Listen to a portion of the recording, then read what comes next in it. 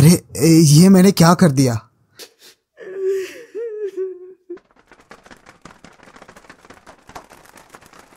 मूर्ख, तुम्हें पता नहीं भाद्रपद महीने चल रहा है। एक छोटे से गांव में एक गरीब किसान रामू रहता था। रामू की जिंदगी में मुश्किलें कम नहीं थी। उसकी फसलें बार बार सूख जाती थी और उसका परिवार भूखा रह जाता था। गांव के बाहर एक पुराना खंडहर किला था। लोग कहते थे वहां एक क्रूर राजा की आत्मा भटकती है जो सैकड़ों साल पहले वहां राज करता था। कोई उस किले के पास जाने की हिम्मत नहीं करता था। रामू की झोपड़ी गांव की आखिरी छोर पर थी। उसकी पत्नी सरिता और छोटी बेटी माया उसके जीवन की रोशनी थी। रामू दिन रात खेतों में मेहनत करता। वो सुबह सूरज उगने से पहले खेत में जाता और रात को थक कर घर लौटता। लेकिन पिछले 3 सालों से बारिश कम हुई थी। उसके खेत सूखे पड़े थे। जो थोड़ी बहुत फसल उगती वो बाजार में बिकने लायक नहीं होती। एक रात रामू अपनी झोपड़ी के बाहर बैठा था। उसकी आंखों में उदासी थी। सरिता ने उसे खाना ला कर दिया। रामू, खाना खा लो, तुम ऐसे चुप क्यों बैठे हो? सरिता, मैं थक गया हूँ। हर साल मेहनत करता हूँ लेकिन कुछ नहीं मिलता। माया को देखो, उसे नए कपड़े तक नहीं दे पाता। क्या करूं, कुछ समझ नहीं आता। सब ठीक हो जाएगा, भगवान पर भरोसा तो रखो। रामू ने खाना खाया लेकिन उसका मन शांत नहीं था। वो सोचने लगा अगर ऐसा ही चलता रहा तो उसका परिवार भूखा मर जाएगा। उस रात वो ढंग से सो न पाया। उसने सुना था कि पुराने किले में राजा की आत्मा लोगों की इच्छाएं पूरी करती है लेकिन बदले में कुछ मांगती है। रामू को ये बातें सिर्फ कहानियां लगती थी और उसकी हताशा उसे उस किले की ओर खींच रही थी। अगली रात जब गांव सो रहा था, रामू ने एक मशाल जलाई और किले की ओर चल पड़ा। उसका दिल जोर जोर से धड़क रहा था। किला गांव से कुछ दूर जंगल के बीच था।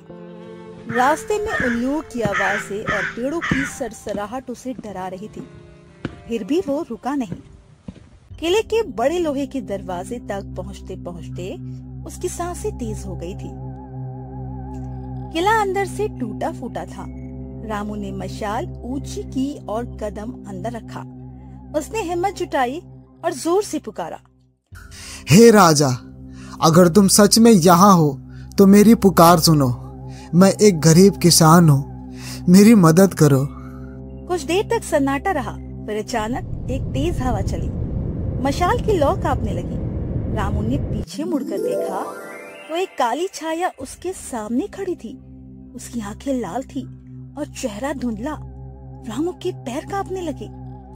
क्या मांगता है किसान? रामू ने डरते डरते अपनी बात कही। मेरी फसलें हर बार सूख जाती है और मेरा परिवार भूखा है और मुझे धन चाहिए और अच्छी फसलें चाहिए। छाया ने एक डरावनी हंसी हंसी जो पूरे किले में गूंज गई।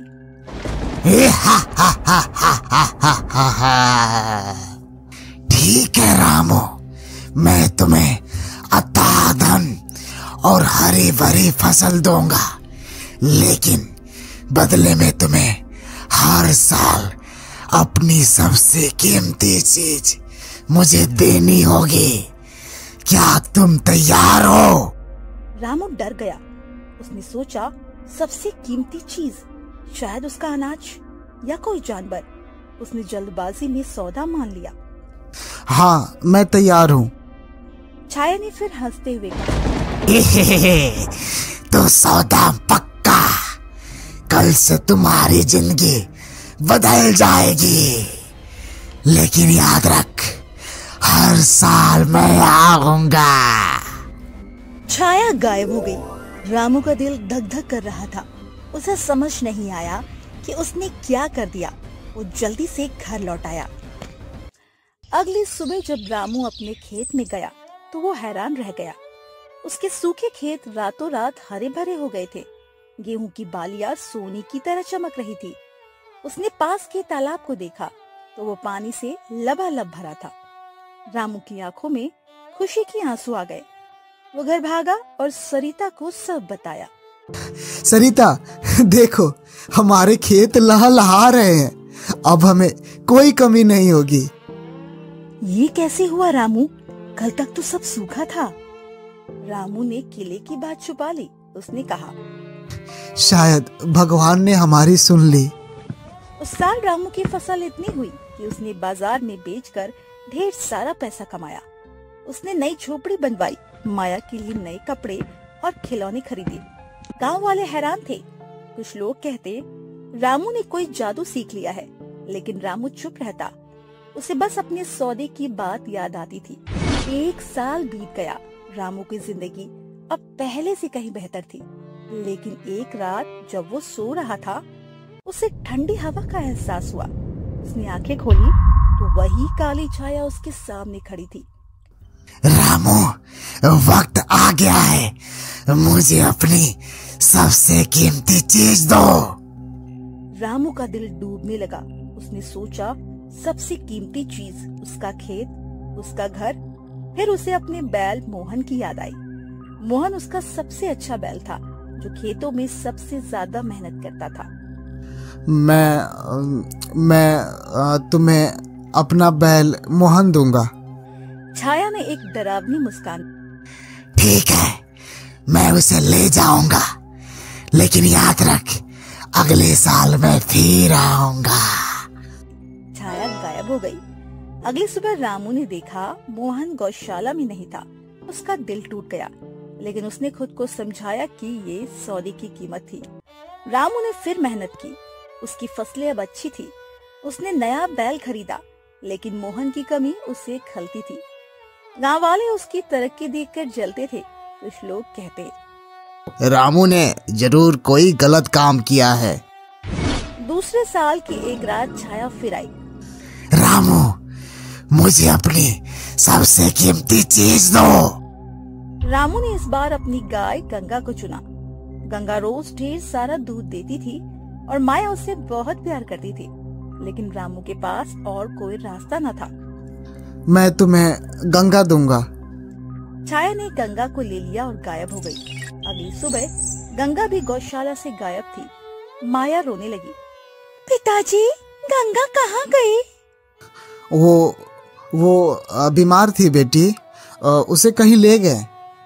रामू का झूठ माया को समझ नहीं आया, लेकिन उसने अपने पिता की बात मान ली। तीसरे साल छाया ने रामू के गधा को लिया, जो खेतों से फसल लाने का काम करता था।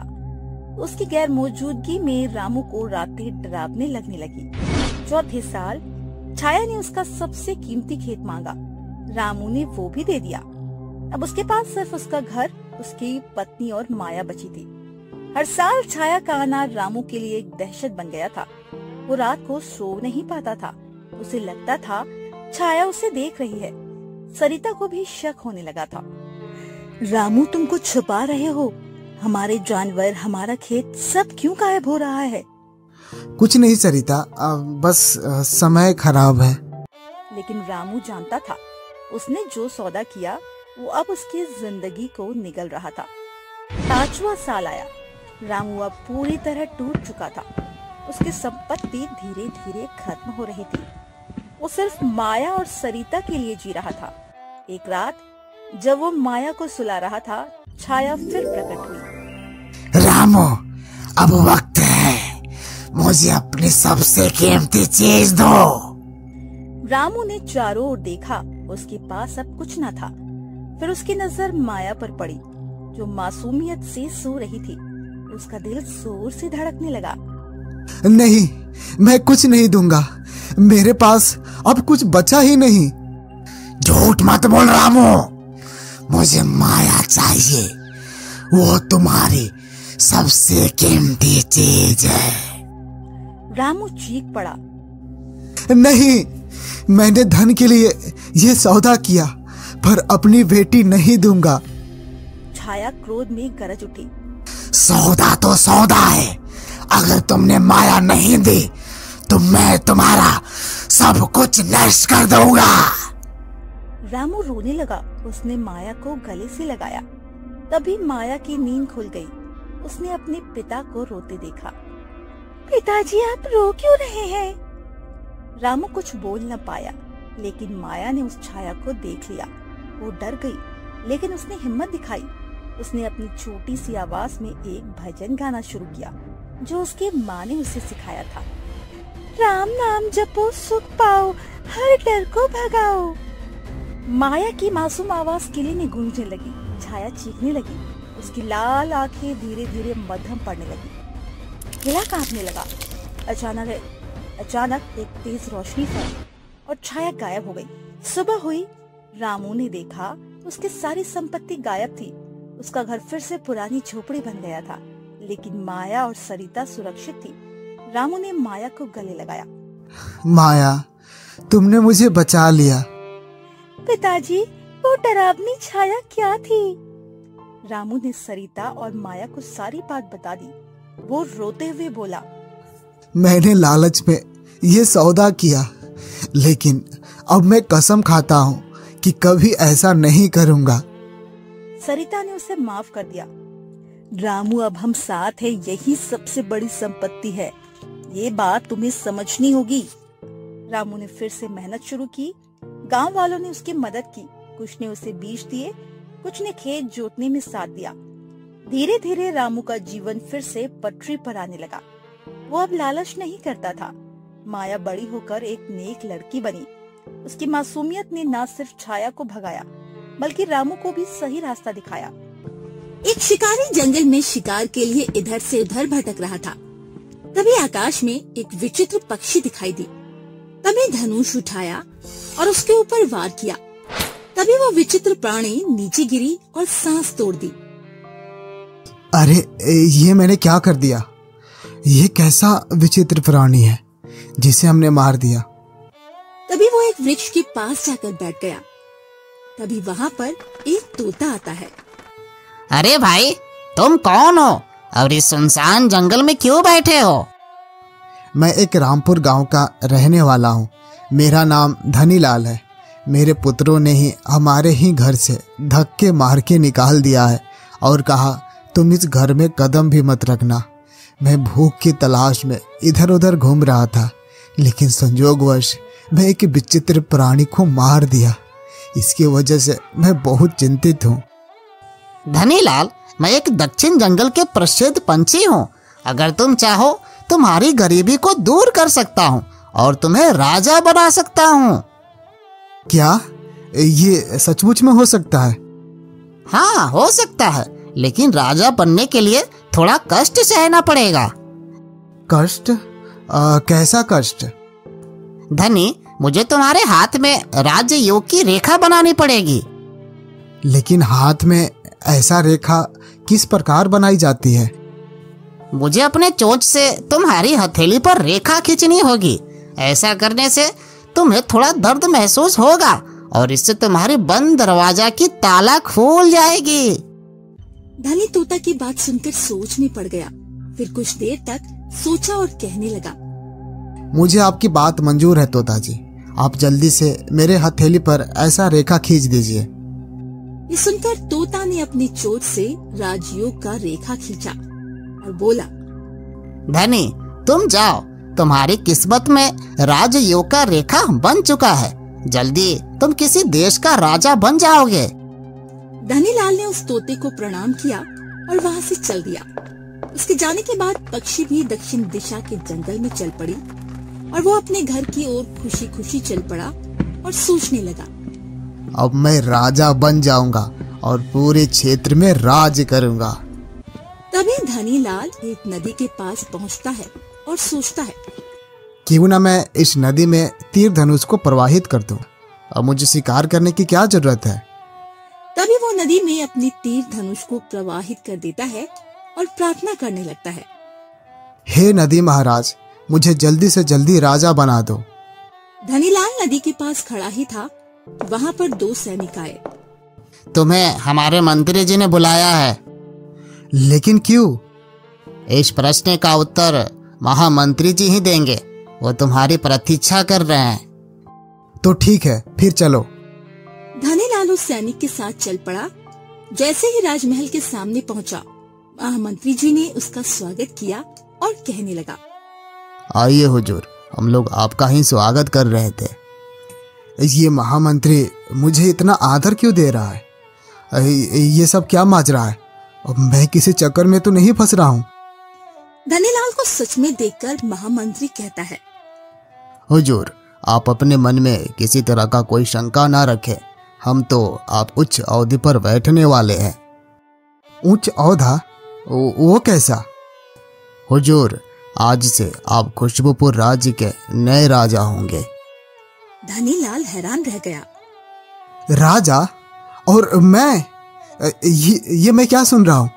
मैं बंद आंखों से सपना तो नहीं देख रहा? नहीं हुजूर, ये सपना नहीं बल्कि सच है। आज सुबह की बात है। खुशबूपुर राज्य में हमारे राजा खुशबू सिंह की मृत्यु हो चुकी है। उनकी कोई संतान नहीं थी, इसलिए इस राज्य की परंपरा के अनुसार राजा की मृत्यु के 2 दिन के भीतर ही इस नदी के पास बुरे काम छोड़कर एक अच्छे काम का शुरुआत करता है, वही राजा बनता है। और आप हमारे पहले परदेसी हैं जिसने हमारे इस प्रथा को पूरा किया है, इसलिए आप हमारे राज्य के राजा बनेंगे। धनीलाल मन ही मन सोचने लगा, तोता ने जो हमारे हाथ पर रेखा बनाई थी वो इतनी जल्दी कमाल दिखा देगा, मैंने सोचा ही नहीं था। हुजूर, आप किस सोच में डूब गए? सोच विचार छोड़िए और हमारे महल में चलिए। वहां पर आज ही आपका राज्य तिलक किया जाएगा। हाँ मंत्री जी, चलिए। फिर महामंत्री धनीलाल को आदर पूर्वक राजमहल में ले जाता है। वहाँ पर धनीलाल का राज तिलक किया गया। महामंत्री ने सभी को बताया, नगरवासियों सुनो, आज से हमारे खुशबूपुर के राजा रामेश्वर सिंह राजा है। भाग्य बदलते ही धनीलाल वहाँ का राजा बन चुका था और उसका नाम धनीलाल से रामेश्वर सिंह हो गया था। तभी वो रात में अपने कक्ष में बैठकर सोच रहा था, अब तो मैं राजा बन गया हूँ। मैं अपने बेटे को कभी नहीं बुलाऊंगा जिन लोगों ने मुझे घर से निकाला था, और मैं एक सुंदर राजकुमारी से विवाह करूंगा। धनीलाल आंखें मूंदकर सो गया। अगली सुबह अपने महामंत्री को आदेश दिया, महामंत्री जी, मैं दक्षिण पहाड़ी के जंगलों के तोता को बुलाना चाहता हूँ। ये आप कैसी बात कर रहे हैं महाराज? दक्षिण पहाड़ियों में तो बहुत सारे तोते होंगे, किनको बुलाकर लाए और आखिर क्यों? ये हमारा आदेश है, जो कहा वो करो। तभी महामंत्री कुछ सैनिक दक्षिण पहाड़ी के जंगल में जाने को कहते हैं। तभी वो जाने लगते हैं। जाते जाते एक जंगल के पास पहुंचते हैं, जहाँ पर बहुत सारे तोता बैठे हुए थे। तोता महाराज की जय हो। रामेश्वर सिंह राजमहल में आने को आदेश दिया है। कृपया आप हमारे साथ चलने का कष्ट करें। अरे, मैं रामेश्वर सिंह को जानता भी नहीं, वो आखिर मुझे क्यों बुला रहे हैं? लगता है वो हमारी रेखा बनाने की प्रक्रिया को जान तो नहीं गए और वो अपने अच्छे कार्यशैली को बनाए रखने के लिए कोई नया रेखा बनवाने को कहे। अगर ऐसा मैं करता हूँ तो हमें मुंह मांगा कीमत मिलेगा। ठीक है, मैं तैयार हूँ। कुछ देर के बाद, अरे धनीलाल तू? अरे तोता जी, थोड़ा धीरे बोलिए। मैं खुशबूपुर का राजा रामेश्वर सिंह हूँ। अरे तू इतना जल्दी राजा बन जाओगे, अब मैंने सपने में भी नहीं सोचा था। अरे तोता जी, ये सब तो आपका कमाल है।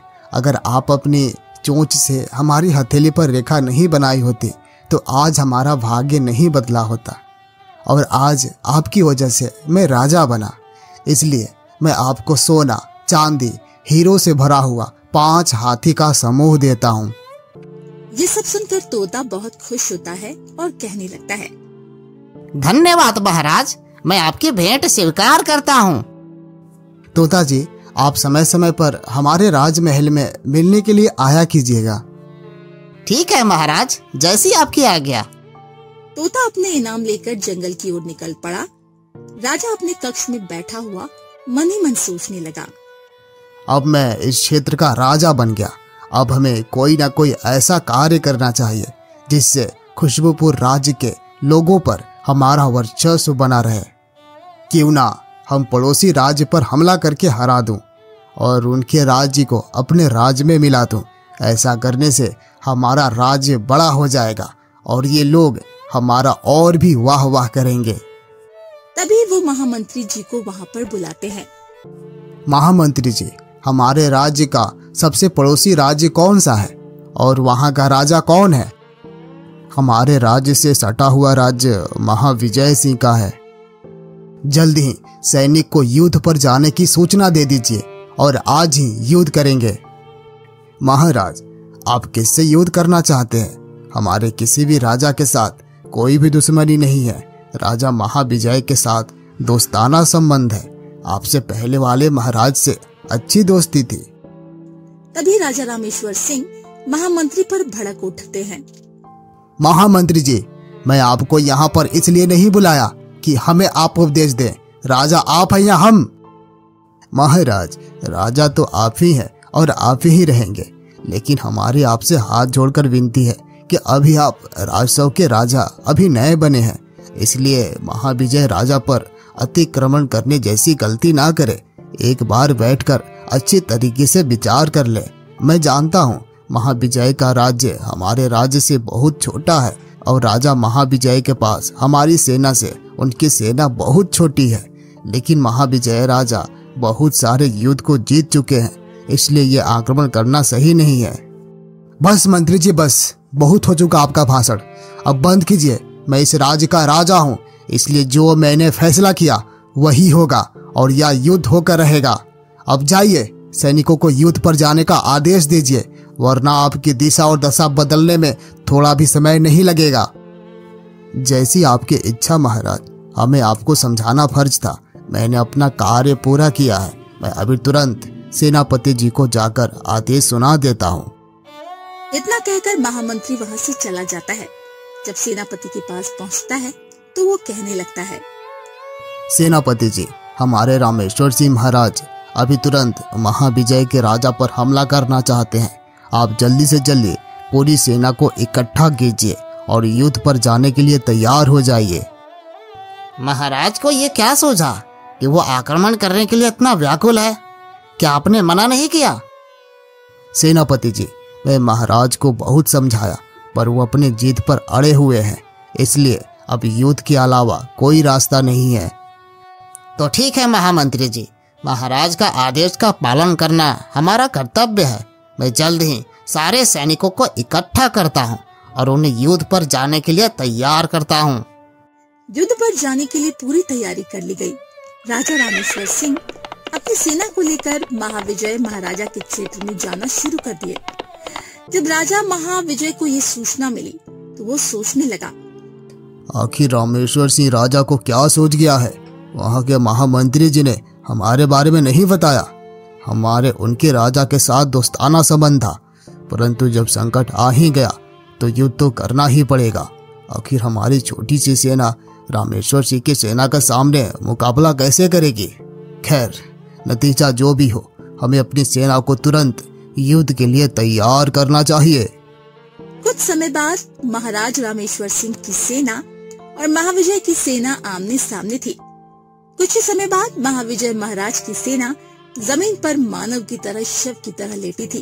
ये देखकर महाविजय सोचने लगता है, इससे पहले कि हमारी पूरी सेना खत्म हो जाए और राजा मुझे बंदी बना ले, हमें तुरंत यहाँ से निकलना चाहिए, नहीं तो ये हमारे को बंदी बनाकर मौत के घाट उतार देगा।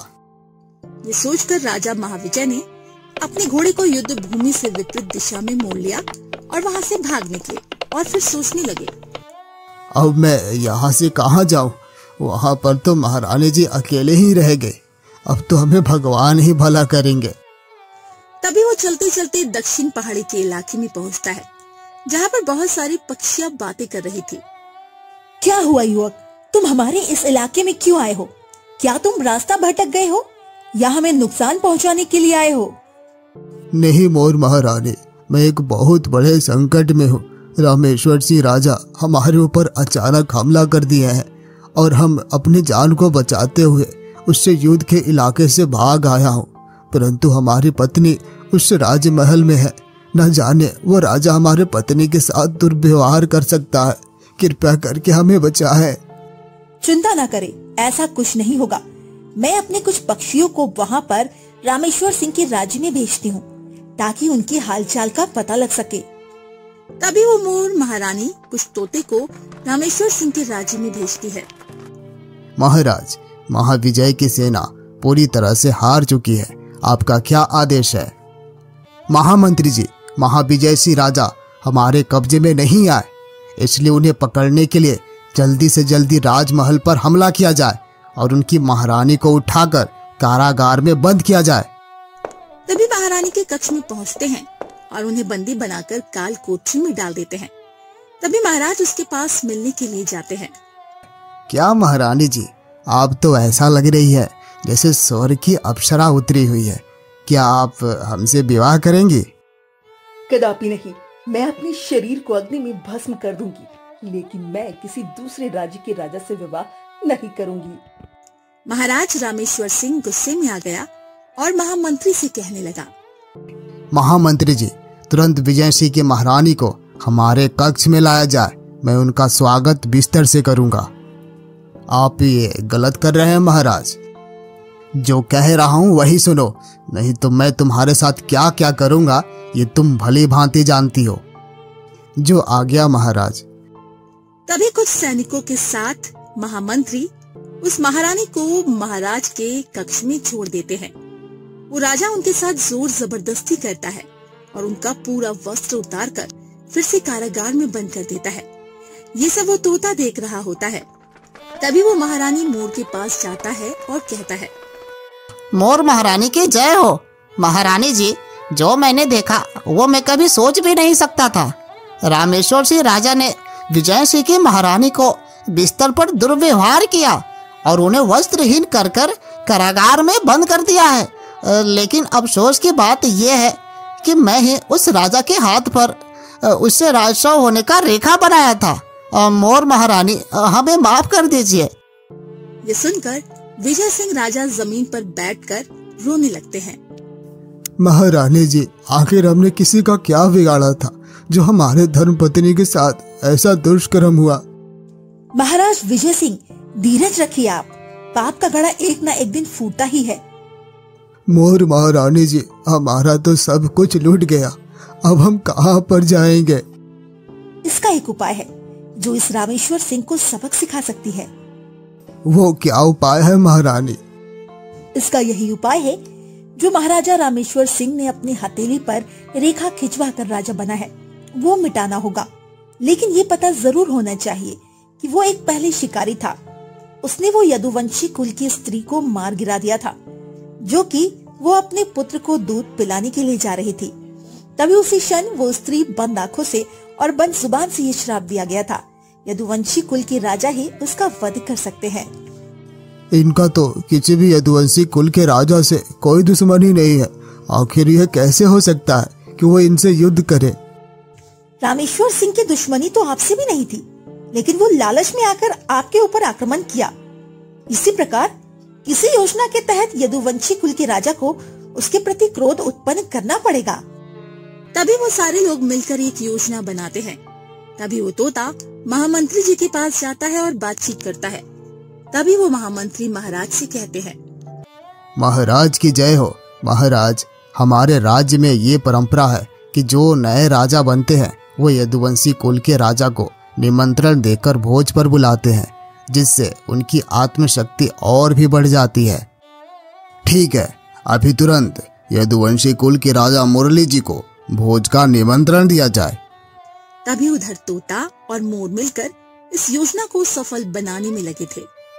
तभी रात होती है और वो तोता अमृत कुंड से जल लेकर राजा के पास जाता है और उसके राजस्व रेखा को मिटा देता है।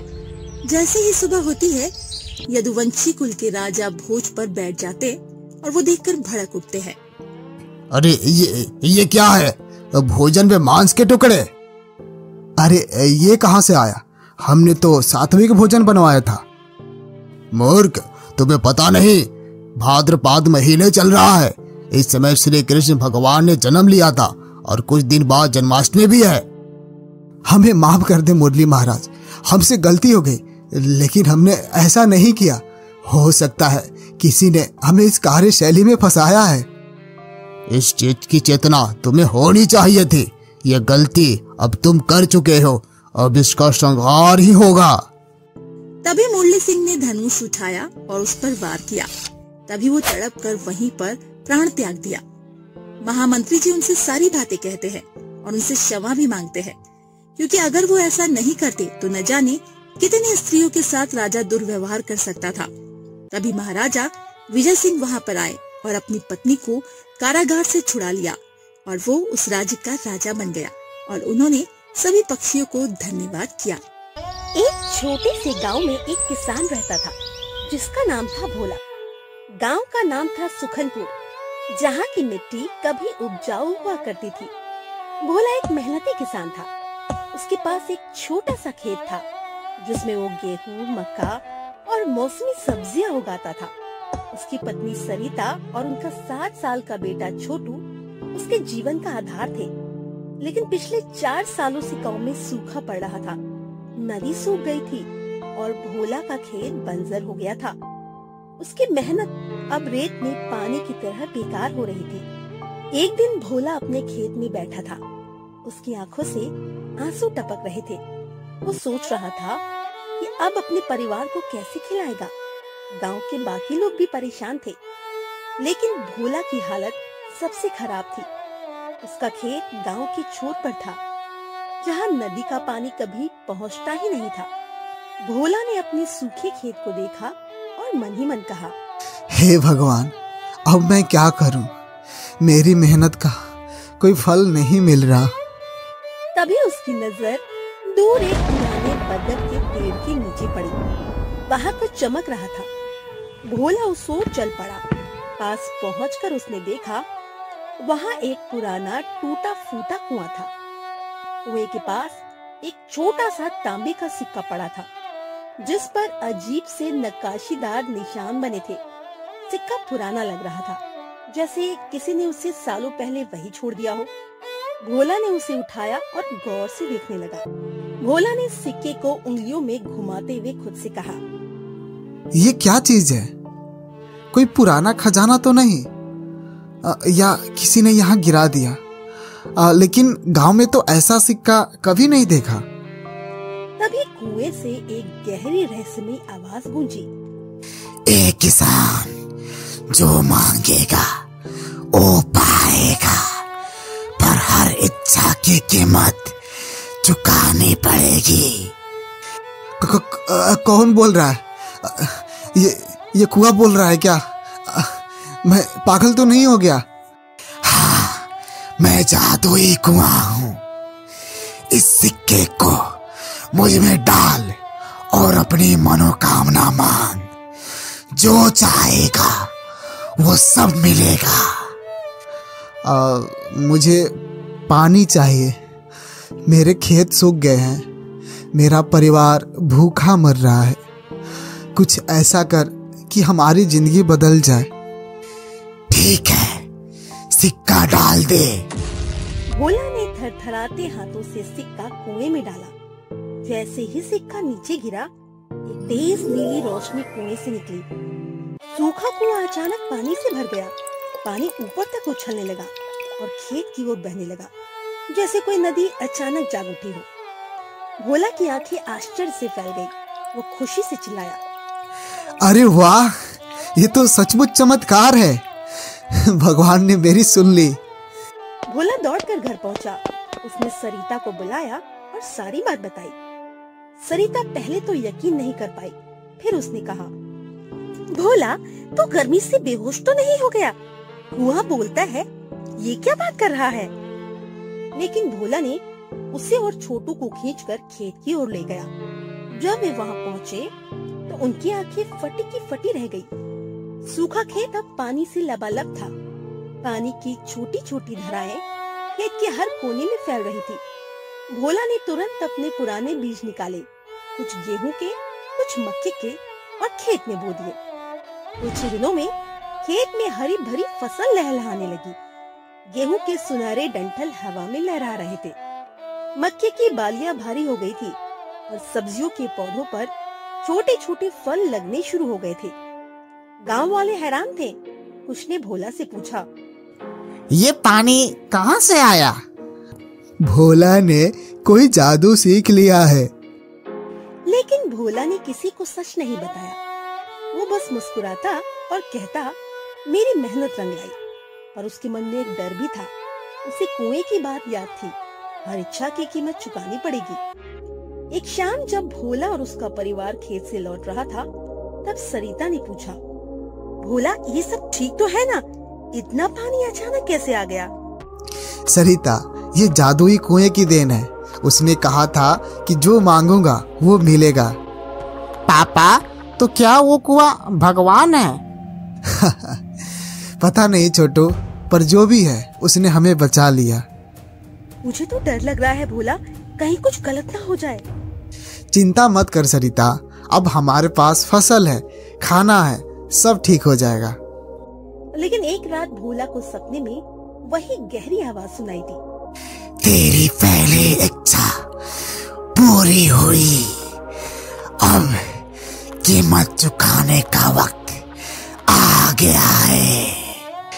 भोला डरकर जाग गया। उसका शरीर पसीने से भीग गया था। उसने सरिता को जगाया और सारी बात बताई। सरिता घबरा गई। उसने कहा, ये क्या कीमत होगी? कहीं हमारी फसल न छीन ले। भोला ने उसे चुप कराया और कहा, ठीक है, सुबह देखते हैं, अभी सो जा। अगली सुबह जब भोला खेत में गया, उसने देखा कुआं फिर से सूख गया था। पानी की एक बूंद भी नहीं बची थी। वो परेशान होकर कुएं के पास बैठ गया। उसने गुस्से से कहा, तूने मुझे पानी दिया और फिर सूख गया, ये क्या मजाक है? तभी वही आवाज गूंजी, तेरी पहली मनोकामना पूरी हुई, अब दूसरी मांग, पर कीमत और बड़ी होगी। भोला सोच में पड़ गया। उसे अपने परिवार की भूख की याद आई। उसने कहा, मुझे इतना धन दो कि मेरा परिवार कभी भूखा न रहे। कुएं से फिर एक तेज रोशनी निकली और उसके सामने एक बड़ी थैली प्रकट हुई जो सोने के सिक्कों से भरी थी। सिक्के चमक रहे थे जैसे सूरज के टुकड़े हो। भोला ने थैली उठाई और घर ले गया।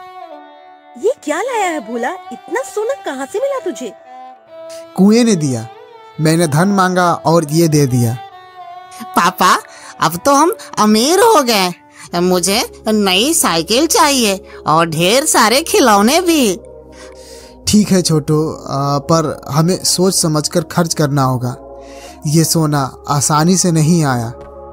भोला, मुझे बहुत डर लग रहा है। पहली बार पानी मिला और कुआं सूख गया। अब ये सोना कहीं कोई मुसीबत ना आ जाए। चिंता मत कर सरिता, अब हमारे पास सब कुछ है। शायद कीमत बस इतनी थी कि कुआं सूख जाए।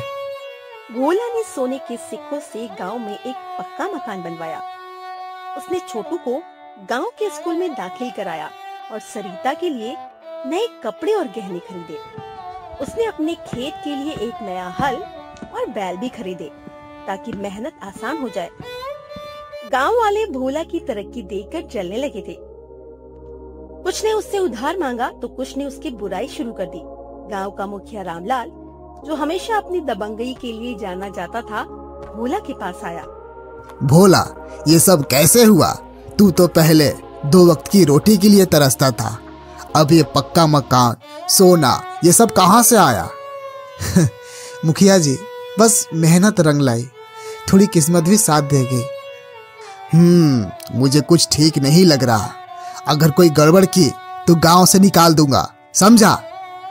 जी मुखिया जी, मैंने कुछ गलत नहीं किया। रामलाल चला गया, लेकिन भोला के मन में एक शंका पैदा हो गई। वो सोचने लगा कहीं गांव वाले उसकी तरक्की को बर्दाश्त न कर पाए।